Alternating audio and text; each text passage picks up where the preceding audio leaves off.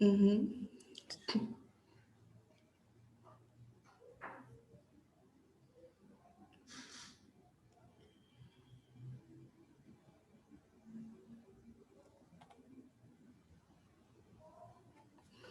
Tema de hoje, desfazendo os nós do autojulgamento, dos discursos sublimes para pôr em manifestação. E de início, o Saulo começa a dizer que a gente tem se afastado um pouco da nossa conexão com os nossos propósitos verdadeiros, do coração, espirituais, de luz, e temos nos conectado com propósitos egóicos. Isso traz todo esse nublamento para a gente, né? E aí, essas frases aqui eu trouxe porque eu achei bastante importante. Existe uma confusão entre o que é o fluxo divino e ainda o que é a complacência com o ponto exorbitante do descanso em si, aconchego em si do ego, da autopreservação, aonde eu não estou totalmente entregue, rendido ao que é o mistério. Me ponho a querer me libertar por mim em busca de uma salvação individual e egoísta. É aquele processo, né, que uma vez me veio a clareza de entender que enquanto estamos desejando, ainda estamos nesse processo ainda da busca, né, de buscar algo. E não importa que a pessoa esteja buscando uma completude em algo como, sei lá, ter coisas, como um carro ou um grande amor, ou a gente nessa busca espiritual, na verdade, todos nós estamos buscando chegar em algum lugar, né? Estamos desejando algo. Isso não nos difere tanto, não nos difere um dos outros, né? Enquanto a gente estiver nesse lugar de desejo de algo que a gente quer pra gente, num lugar egóico, né? Num lugar de eu pessoal, a gente vai estar enganado, a gente vai estar se guiando por propósitos egóicos. E aí, a partir disso, fica claro também que não existe a salvação para um, porque não existe um, e que a iluminação só vai chegar, só vai se tornar clara para a gente, né? Porque ela está aqui o tempo todo, a consciência está aqui e tudo só existe porque a consciência está aqui, mas que isso só se revela quando a gente entende que não tem um, ou somos só um. Mas não é esse um, né, que a gente por tanto tempo está acreditando ser. Então, não existe salvação para um se todos não estiverem salvos. Enquanto nós ainda tivermos um ser em sofrimento, um único desserviço, a luz continuará enviando as suas presenças para a mais pura e sublime manifestação da fonte, para que se relembre mais uma vez os caminhos do Dharma natural, caminhos que levam verdadeiramente ao reconhecimento de si mesmo.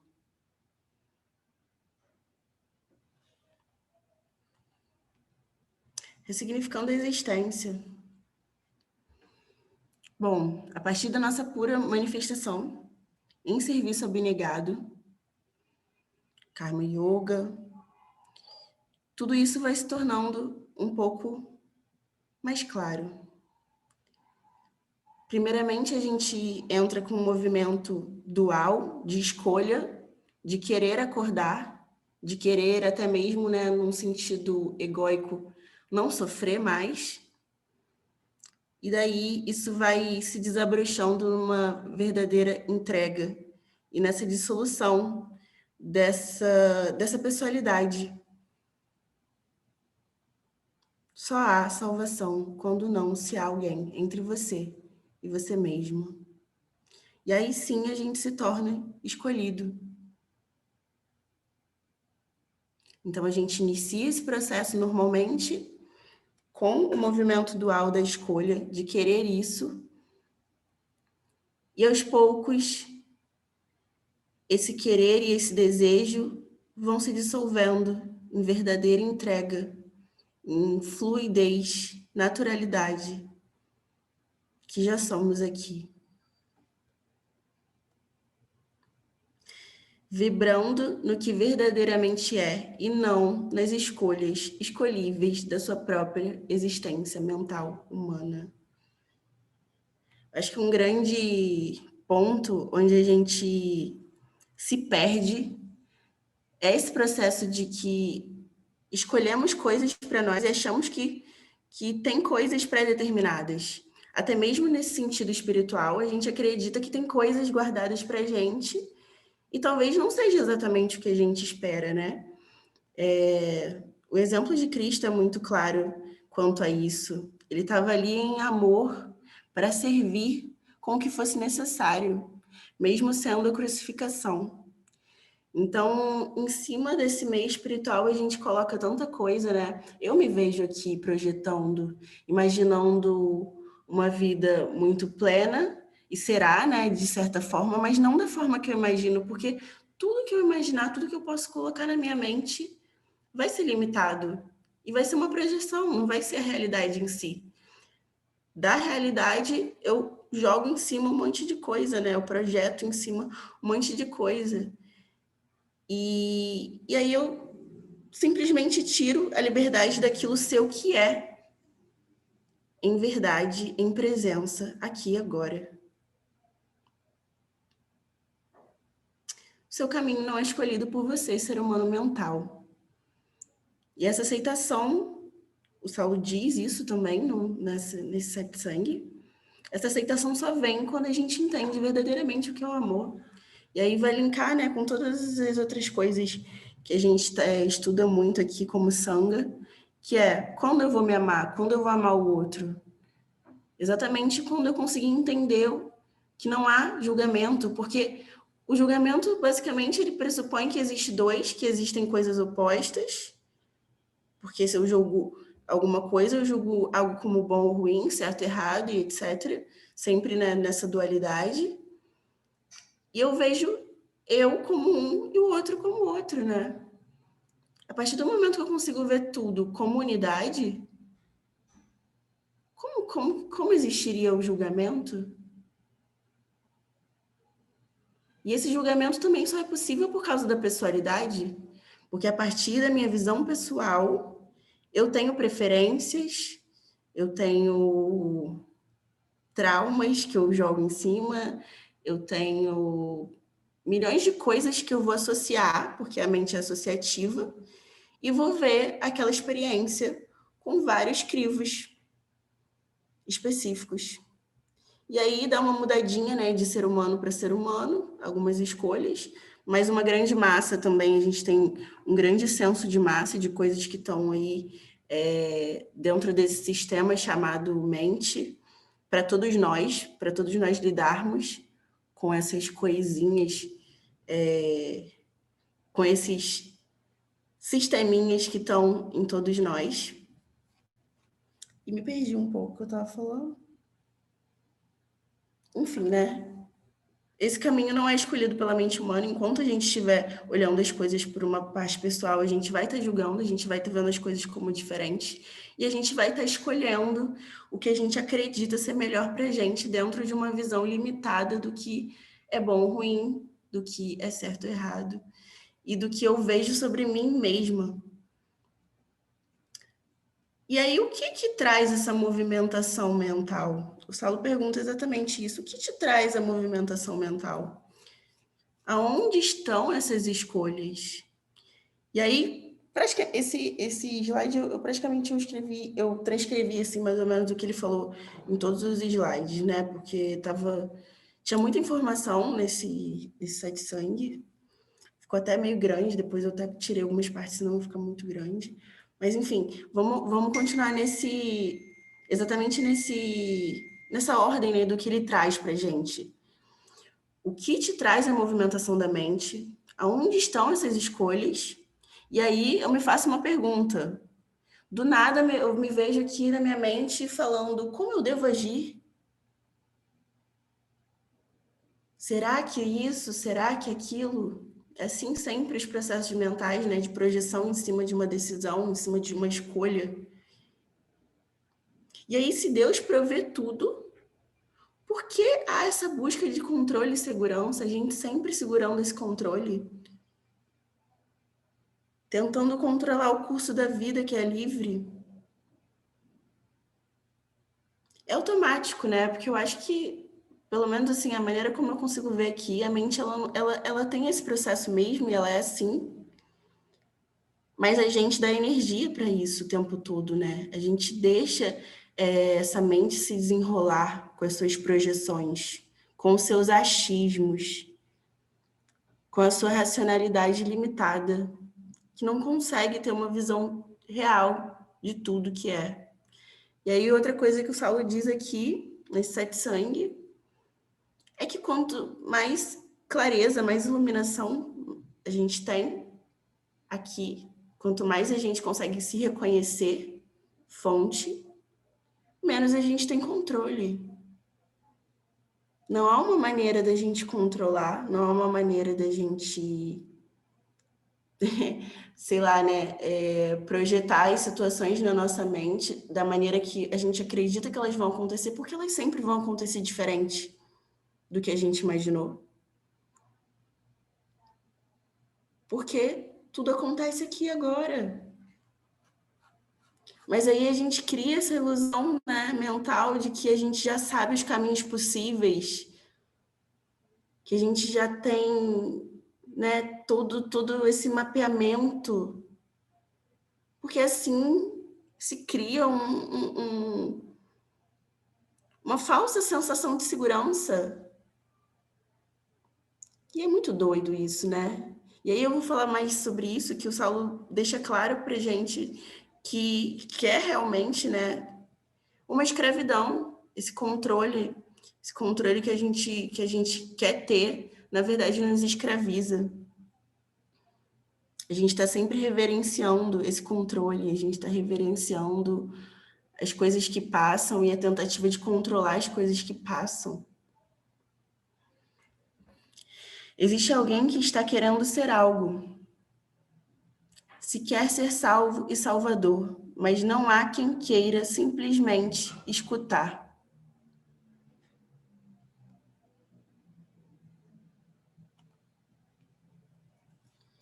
As mensagens são claras, por mais que deem reviravoltas, as mensagens são claras.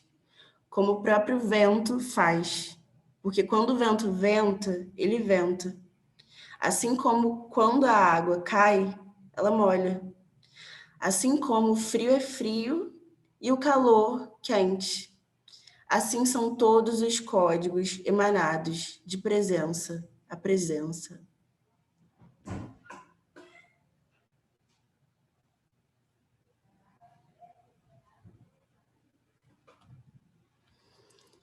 E aí, por que a gente não age assim, né? De certa forma, quando se descreve isso, bom, eu não tenho que chegar a lugar nenhum, eu não tenho que melhorar, porque eu já sou aqui agora.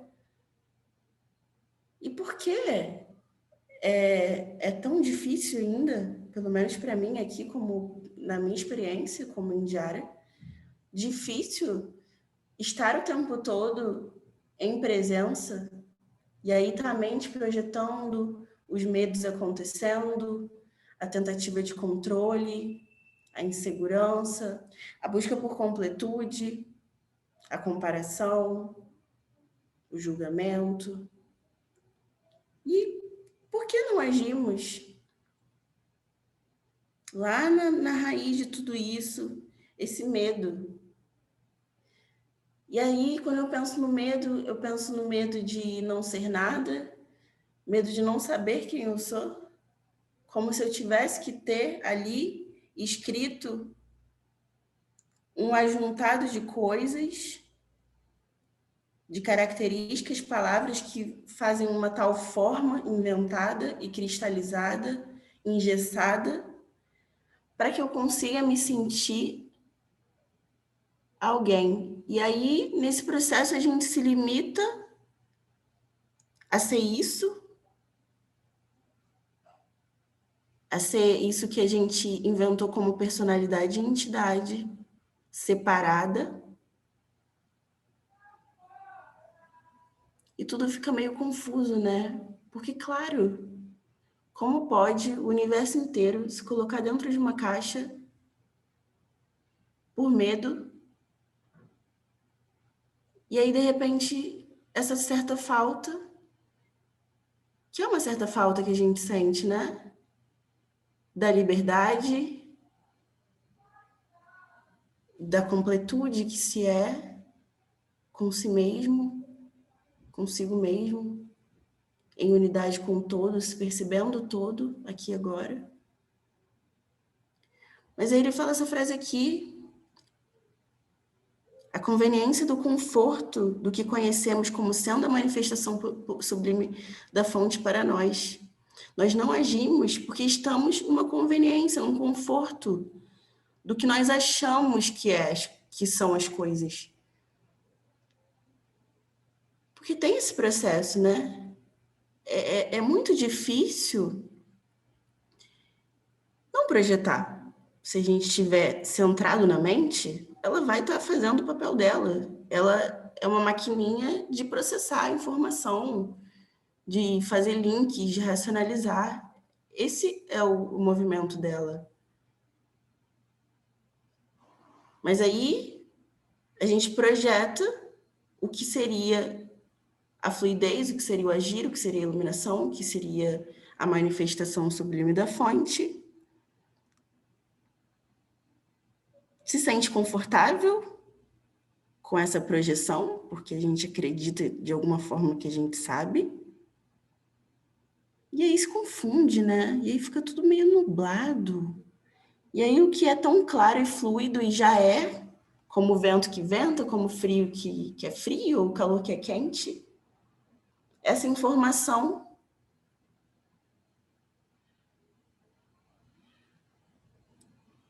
fica confusa ou com muita interferência, que me veio aqui, né? E aí a gente não escuta direito o que está sendo dito com tanta clareza.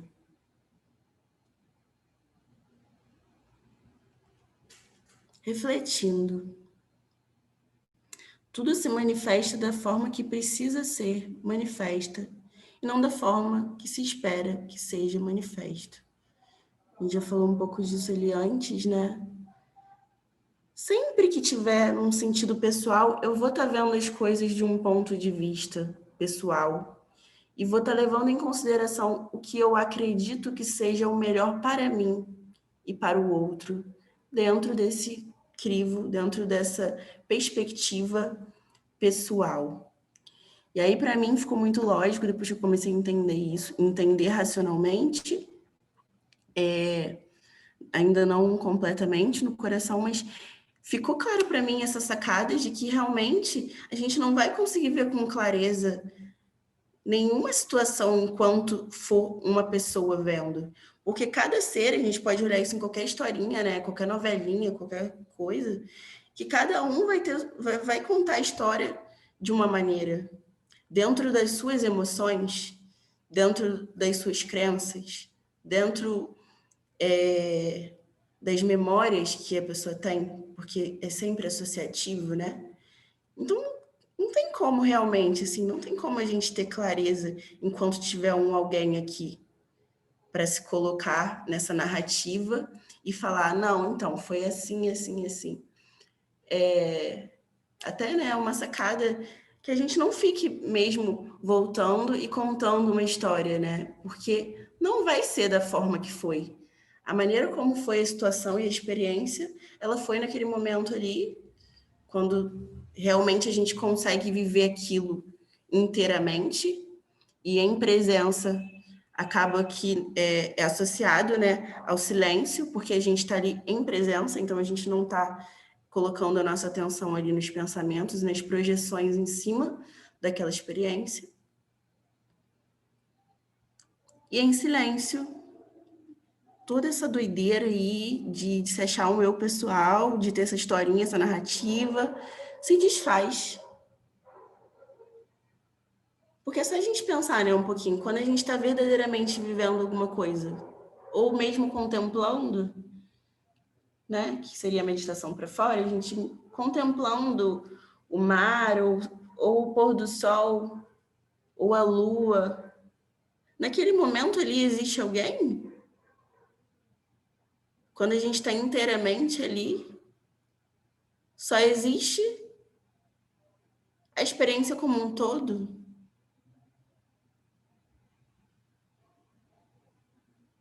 Mas aí, rapidamente, alguma coisa acontece, a gente olha para o lado e começa a se projetar, e aí começa a pensar em várias coisas.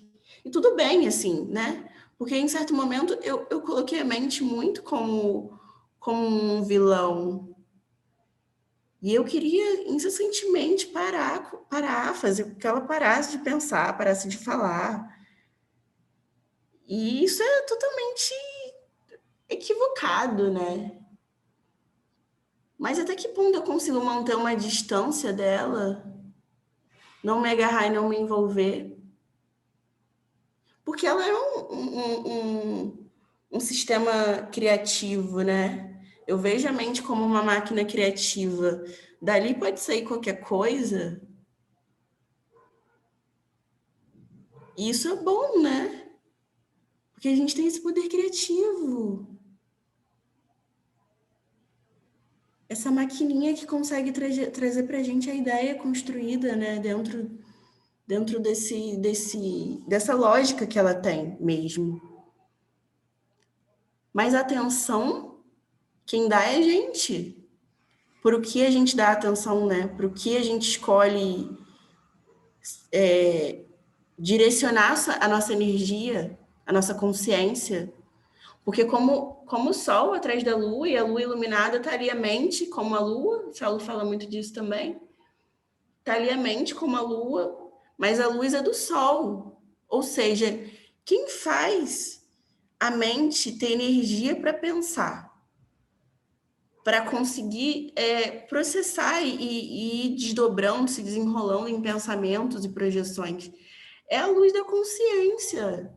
Não tem mente sem consciência. Então, o que está por trás disso? Porque nunca deixou de estar ali, né? Só é por isso. Só é porque é consciência, primordialmente, né?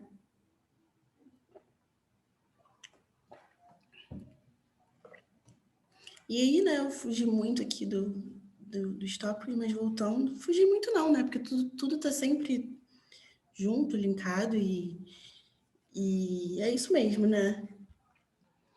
E aí, através de uma entrega real, pura, do seu próprio ser a você mesmo, a gente vai se reconhecer como pura manifestação da presença aqui. Porque essas histórias que contam pra gente nos levam a um campo mental de controle que nos tira da paz, que é o nosso estado natural. E é fácil, né? É fácil a gente olhar um pouquinho, a gente fazer essa autoobservação rapidinho, como não é real, né? Como eu me vejo, às vezes, muitas vezes frustrada, e isso me faz um boom de emoções e de reações, de reatividade, quando alguma coisa que eu achava que eu tinha o controle me sai do controle, sabe? E aí eu consigo aqui, como observadora, olhar, né, todo esse processo de realmente de frustração frente a isso. E a base desse controle é o medo, né? O quanto de autopercepção eu estou tendo na compreensão real de todas as atividades do meu dia. O quanto eu consigo me autoperceber durante o meu dia.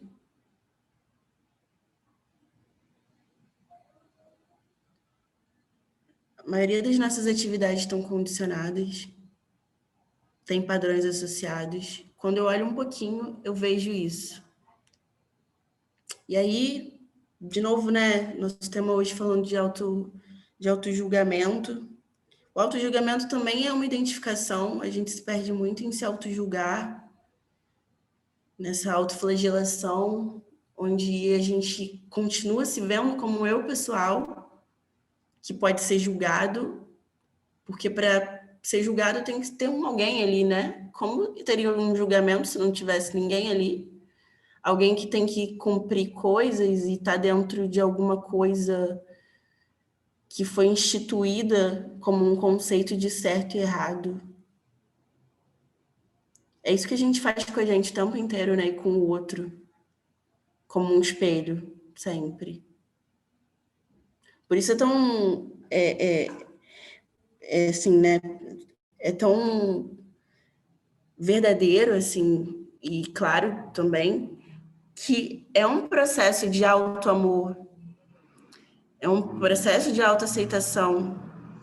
E isso vai tirando todas essas coisas que separam a mim de você, que nos separam, né? Separam a mim de quem eu verdadeiramente sou. Que nos separam de entender, de compreender, de reconhecer que somos um aqui. E aí, para mim, né, eu já devo ter falado isso várias vezes, mas acho que é um dos entendimentos mais bonitos, assim, que eu vou compreendendo que a manifestação, o poder criativo, tudo, a base de tudo é a gente se amar e se aceitar, e a partir disso a gente ama o outro, a gente tem compaixão pelo outro, porque é um movimento que vem, que é a gente com a gente mesmo, com essa pessoalidade aqui, com esse euzinho pessoal, com essa mente, com esses traumas, com esses padrões. E aí, quanto mais eu vejo isso aqui, eu aceito isso aqui como é. E aí, esses padrões vão se dissolvendo. Eu vejo o outro e eu me vejo ali. E aí, vai saindo essas camadas de, sei lá, raiva, reatividade, ou, sei lá, alguma coisa que incomode, o que eu possa julgar da ação do outro. E fica claro ali e aberto aquele ser com medos como eu, com traumas como eu, aqui como pessoalidade, e reagindo por conta disso, num mecanismo. E aí, cara, o julgamento vai se tornando uma coisa muito sem sentido, né? Não vou falar que eu não julgo, porque como a gente está conversando aqui, enquanto tiver pessoalidade, a gente vai ter um crivo pessoal e a gente vai olhar as coisinhas com óculos personalizado das nossas crenças, experiências, memórias e padrões.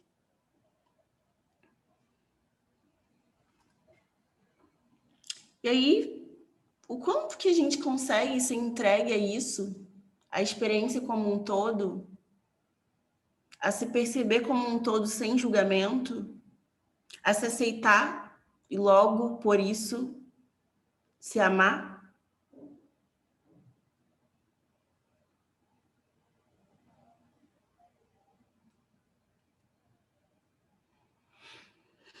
Porque enquanto a gente não se entregar, enquanto a gente não se auto-perceber, enquanto a gente não largar essa faca, essa, sei lá, esse chicote do auto-julgamento, da autoflagelação, a gente vai continuar em competição, em comparação, em contraste. Sempre nessa luta. E engraçado porque, assim, racionalmente, né? A mente, ela é maneira, ela racionaliza, e aí a gente consegue ver as coisas, né, dentro desse sistema, dessa lógica, ok. Mas aí tá bom, entendi isso, ok, pronto. Não, né? Não é pronto. Não é pronto. Que aí continua o euzinho pessoal, os seus desejos, as suas projeções, as suas vontades, em competição, em comparação, em luta, em autopreservação. Mas o tempo todo, o universo está falando pra gente, tá trazendo, né? A experiência e a informação necessária para o nosso reconhecimento. Sempre foi assim. E aí, essa semana eu fiquei muito grata por conta disso, sabe? Porque é assim o tempo inteiro. Vem sempre o que a gente está preparado, o que tem que ser dentro dessa nossa experiência. E falta só a gente conseguir perceber o que verdadeiramente as coisas querem nos dizer, o que verdadeiramente uma experiência, um acontecimento, uma sensação, sei lá, qualquer coisa. O que verdadeiramente as coisas querem me dizer.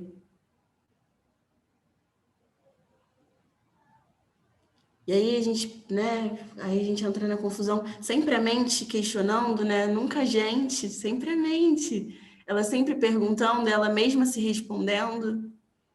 Mas e aí, como é que eu vou entender tudo isso que o universo está querendo me dizer?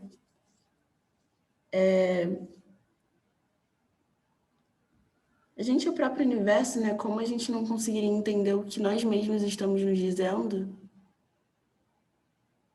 Ah, então por que a gente não entende?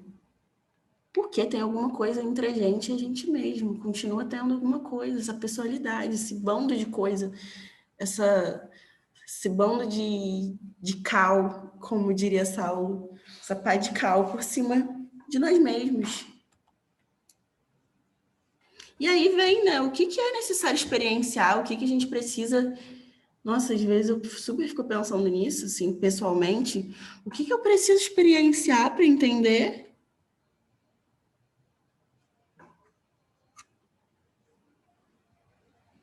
O universo é perfeito em todas as ações e isso me traz uma paz muito grande, assim, porque é como tem que ser e a gente experiencia o que a gente tem que ser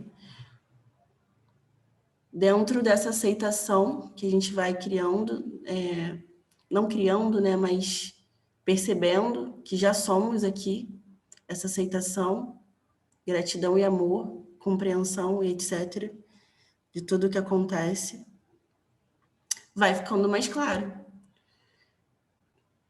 Mas assim, mesmo que não fica claro, né? Que a gente tá naquele momento ali, acontece um monte de coisa, e não tá bom pra gente. No final, se a gente olhar um pouquinho, não precisa olhar muito, né? Na hora da confusão ali, que é mais difícil de olhar. Mas você olha para trás ali e você vê claramente aquela experiência, o quanto te trouxe aquela experiência, o quanto foi necessário realmente aquilo, seja o que for. Seja uma doença, seja um sofrimento, uma perda, como se a gente pudesse perder alguma coisa, né? Dentro dessa lógica de ilusão, né? Porque a gente não tem nada para a gente perder. Mas o que é necessário a gente experienciar? É só a gente olhar um pouco para a nossa vida, para o que está acontecendo e perceber.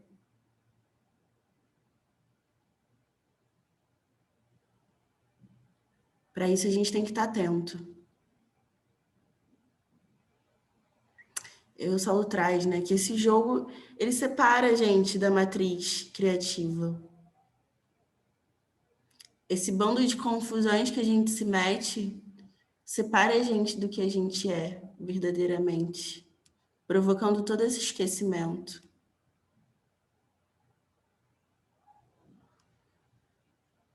E enquanto a gente tiver essa idealização, eu tenho ainda isso, essa idealização do que seria a criação, o que seria realmente a fonte, o que seria realmente a perfeição de tudo que é,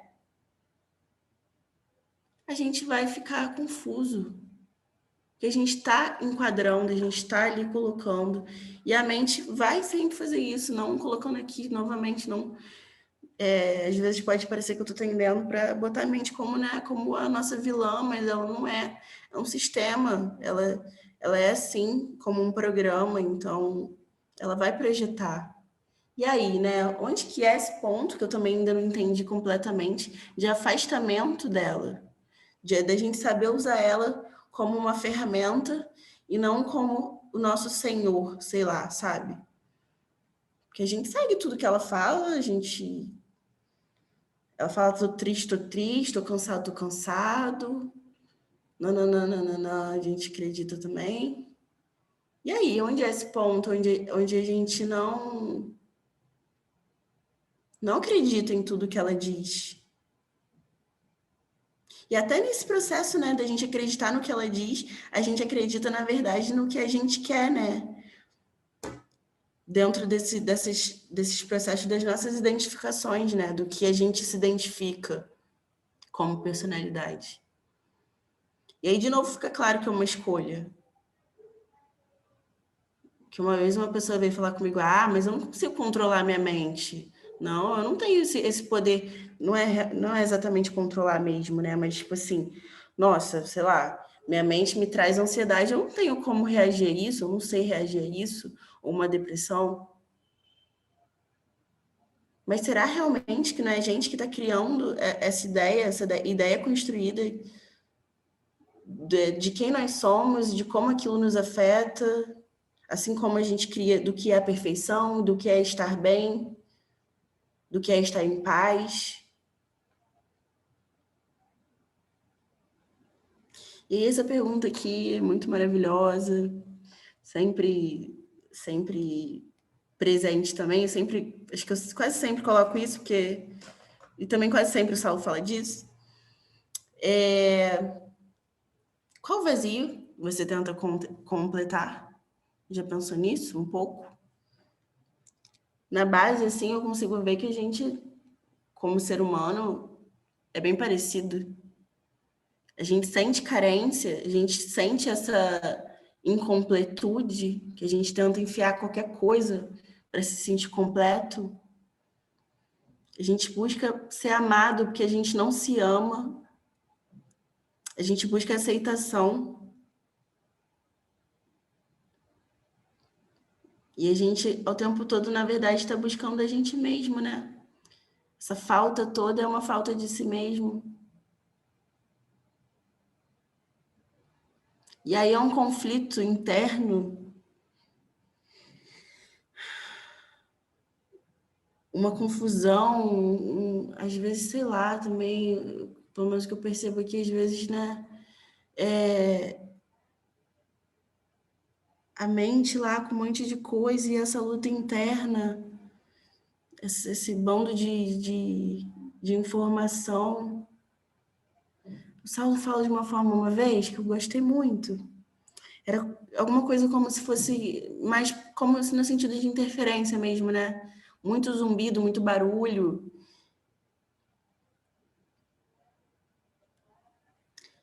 E aí causa essas ilusões das nossas intenções.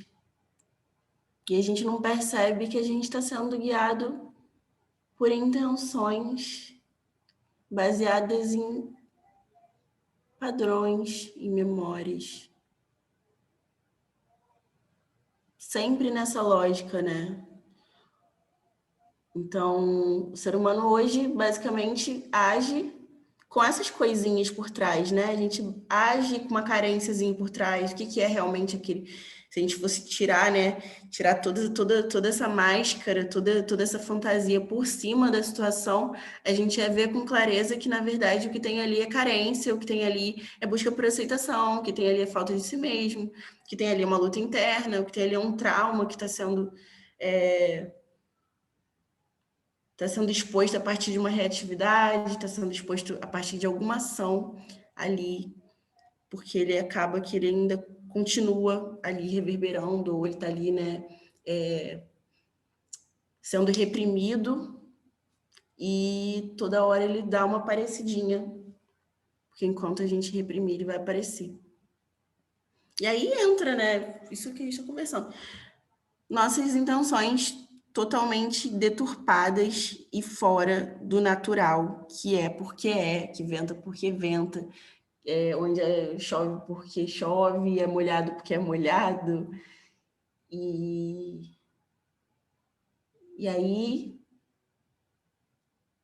até teve um outro 700 que a gente falou sobre isso também, que o Saulo falou e eu trouxe, que eu achei muito bom, dessa compreensão mesmo de que, assim, então, o que é o ser natural, né? O que são essas ações no ser quando a gente está em presença? Elas são ações puras, elas não têm intenções por trás, elas são ações limpas e puras, inteiras em si mesmas, são porque são, assim como eu sou porque eu sou. Nós somos porque somos. Tudo que a vida humana tem para me proporcionar, eu vivo. Toda alegria, tristeza, dor, prosperidade, eu vivo. Eu amo, eu sou. Se eu sinto, se eu penso, se eu ajo, eu manifesto. Fica claro aqui nessa colocação do Saulo, né, em presença, apontando para gente o quanto a gente está toda hora, né, tentando evitar situações, tentando controlar as situações, lutando para poder fazer com que as coisas sejam da maneira que a gente colocou como melhor dentro da nossa personalidade. E aí tudo isso cai, né? Porque viver inteiramente a experiência, viver inteiramente o que se é viver toda alegria, toda tristeza e tudo que vem, né? E não um processo de, tudo bem, então qualquer coisa tá bom, não é isso, mas num outro processo, não vai entrar, né? Eu enxergo que não vai entrar nesse processo mental. Mas a gente vai estar ali, vivendo e experienciando, chorando se tiver que chorar, sentindo se tiver que sentir, mas não se agarrando a isso como sendo eu ou meu, ou fugindo, feito doidos, de sofrer, de sentir dor, ou de qualquer coisa que a gente julgou como, sei lá, como inaceitável.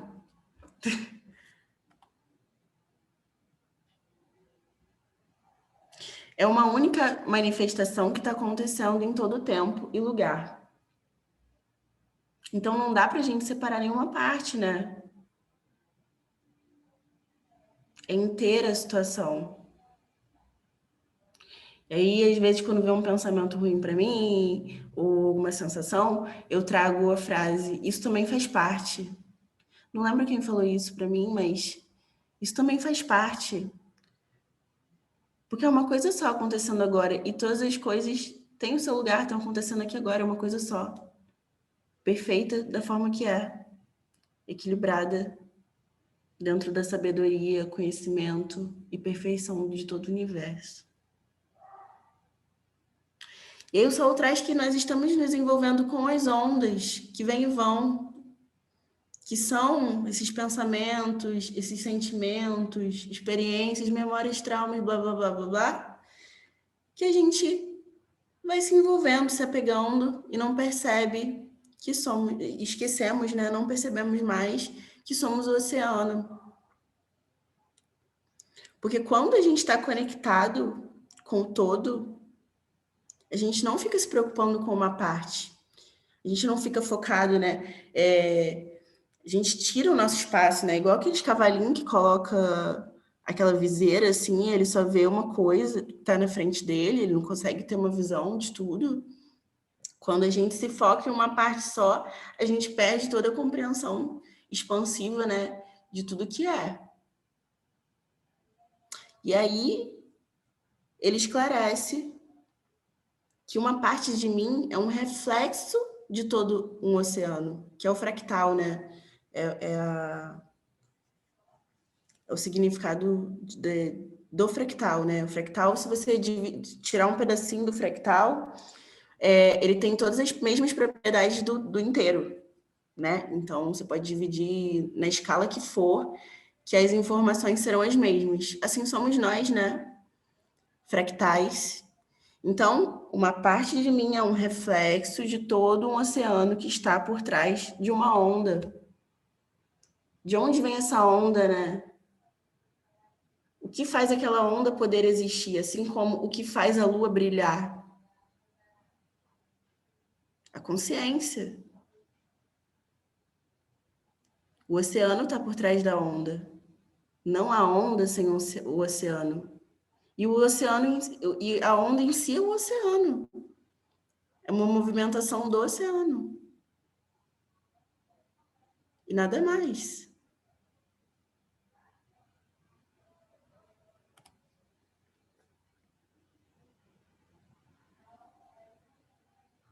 Toda essa movimentação que percebemos é apenas uma onda que deságua dentro de toda uma sincronicidade composta, trazendo para nós o que somos aqui.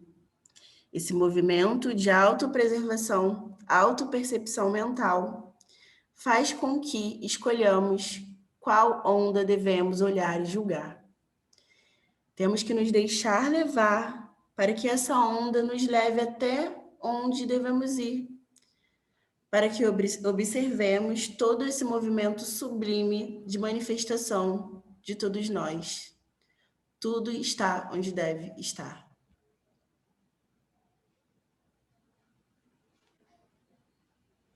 E aí, né, vai se desfazendo todo esse condicionamento que nós temos de escolher quais as ondas a gente vai surfar, quais as ondas a gente vai olhar, julgar como a onda é, o formato dela, como ela se fecha, a sua cor, ou sei lá o quê. Assim, né, tô falando, associando. E viver realmente as experiências, deixando que essas ondas passem por nós como tem que ser, sem se agarrar. E aí, de novo, né, eu sempre falo isso, é sempre bom reforçar que eu falo e sinto, mas que, obviamente, nem sempre isso se faz presente na minha observação como personalidade, porque é uma personalidade, enquanto for, vai ter essa doideira aí do julgamento. Então, né, aparecem os nublamentos, a gente fica meio nublado, fica meio escuro as coisas, daqui a pouco a luz entra de novo, a gente vai limpando as coisas, vai vendo com clareza e vai caminhando aos poucos nesse processo de dissolução, de revelação, reconhecimento e morte da pessoalidade. Porque só ninguém ilumina. Apenas existe a pura manifestação da natureza presente em nós, né? Isso é errado. E aí, o que não há? Não há quem ganha ou quem perde. Não há certo e errado. Não há quem é bom ou mal. E não há espaços disponíveis entre eu e você nesse momento. Nossa, errei várias palavrinhas aí, né? Mas tudo bem. Não há espaços para comparação, razão ou julgamento. Porque quando eu consigo olhar face a face, eu estou vendo a mim mesmo. Não tem mais nada que faça com que eu não consiga enxergar quem eu sou.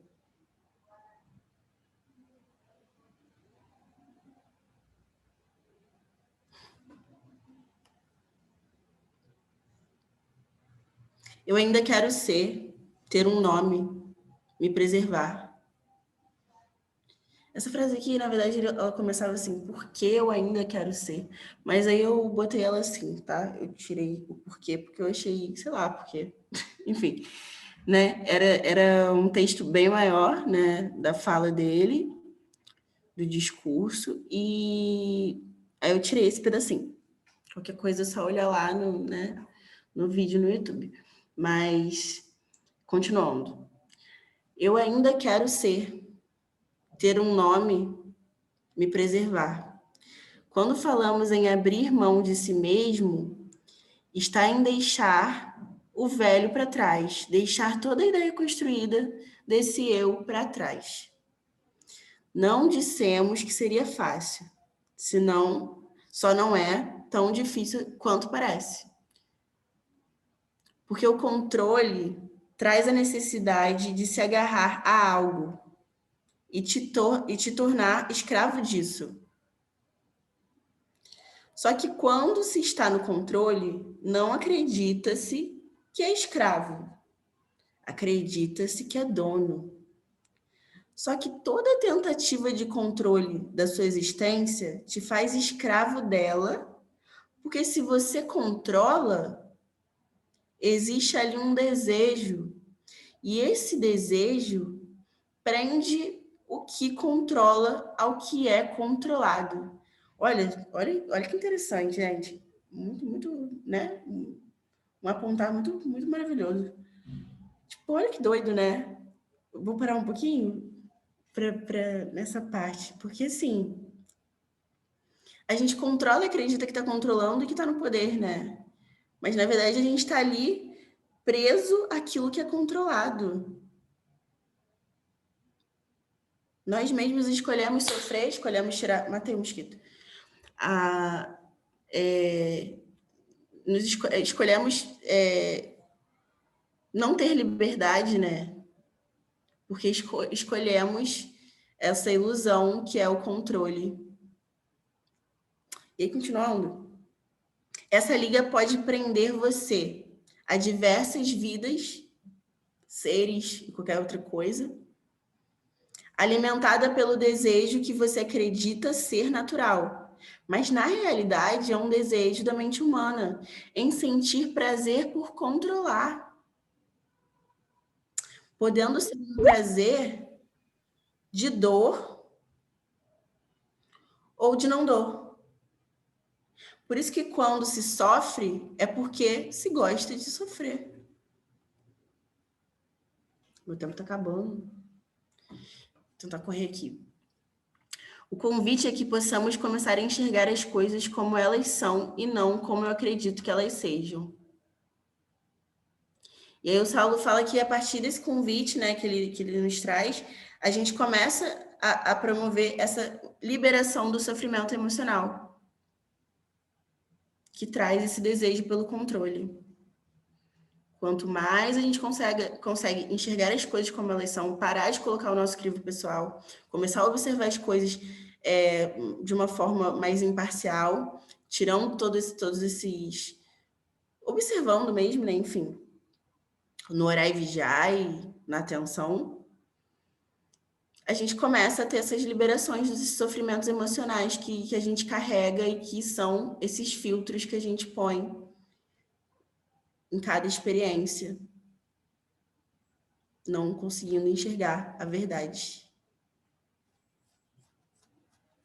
Como vou fazer isso? Será que consigo? Quem faz essas perguntas para você? Quem não quer deixar você ouvir?